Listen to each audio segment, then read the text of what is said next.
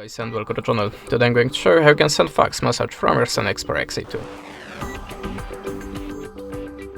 So in the first step, open the Play Store, then tap on the search bar and look for the fax app. Choose one of them. I have installed that one, so we can launch it.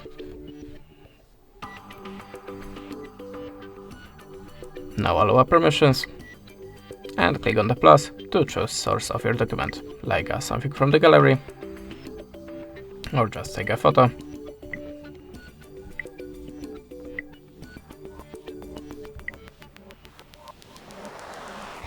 Like this one. Of course you can select more than one picture. If you're ready, click import.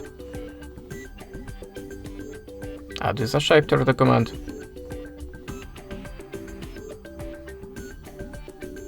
And click on the arrow. Then choose a filter for the photo to make it more visible for the receiver. You can also add a signature text and graffiti by these icons. If you're ready, click accept.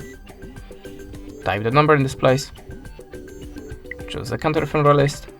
If you want to add more documents to this list, click on the plus and do like before. If you want to send the documents from this list, get your free credits or just buy it and click on this button.